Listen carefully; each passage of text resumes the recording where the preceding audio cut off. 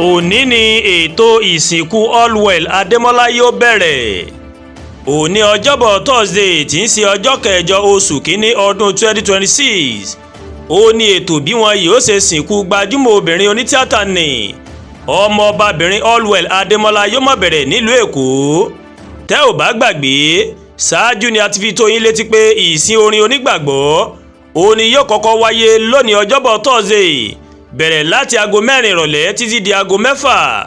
Ètò tí yóò sì kàn lẹ́yìn rẹ̀ ní títan àbẹ́là candle night gẹ́gẹ́ bí ìkéde ìsìnkú olóògbé Allwell bó ṣe tẹ̀síwájú.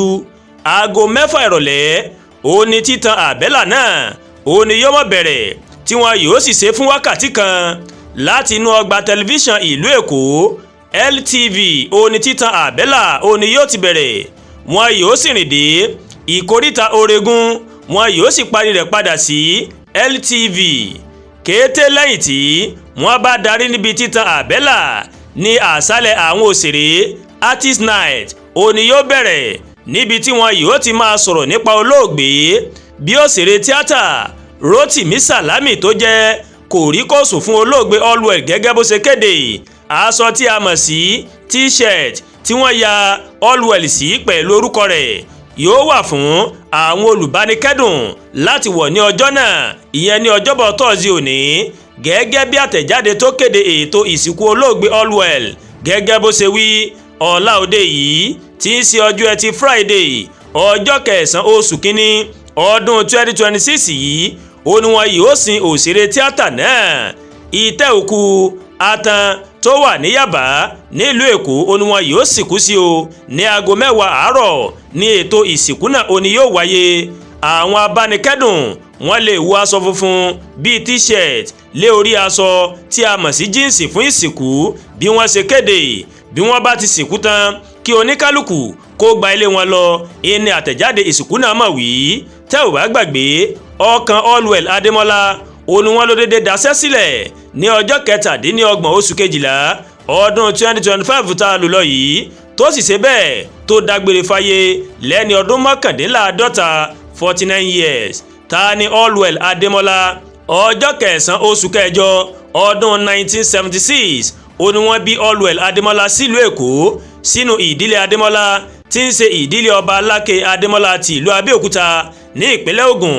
Ọmọ ọba ni Allwell. Látàrí èyí bẹ́ẹ̀ sì ni bàbá tó bí bàbá rẹ̀ ní adájọ́ àgbà àkọ́kọ́ lórílẹ̀‐èdè Nàìjíríà, ìyẹn olóògbé Adétòkunbọ̀ Adémọ́lá. Ọdún 1986 òun ló kọ́kọ́ bẹ̀rẹ̀ iṣẹ́ tíátà gẹ́gẹ́ bí òṣèrémọdé lórí ètò Animal Games tí ọ̀pọ̀ ń gbádùn lórí ẹ̀rọ tẹlifíṣàn NTA lọ́dún náà lọ́hùn-ún. Olóògbé náà ó tún máa ń kọ orin.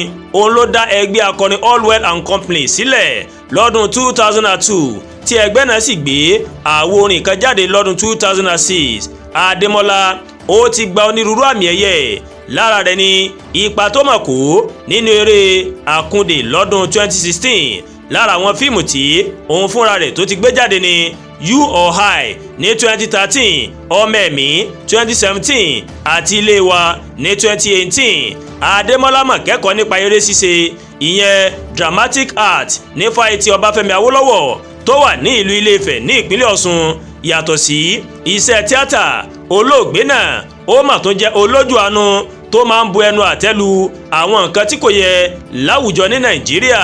Ipa tí Allwell ti ní lára iṣẹ́ tíátà ní Nàìjíríà kò mọ̀ kéré rárá.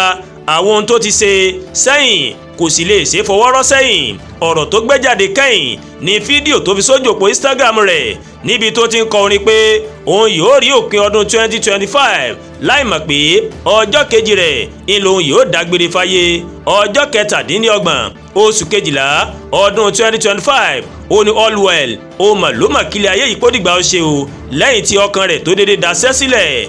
Wọ́n sáré gbé lọ sí ilé ìwòsàn bí wàhálà náà ṣe dé, ṣùgbọ́n ẹlẹ́mìí má gbà á ní ọjọ́ sátidé náà tí ń ṣe ọjọ́ 3 ọdún Kérésìmesì tó kọjá o. Kí Ọlọ́run ọba Elédùmarè kó má jẹ́ kémi àti kákú ní rèwerèwe o, kó sì bá wa tẹ Allwell kó bá wa tẹ sí afẹ́fẹ́ rere.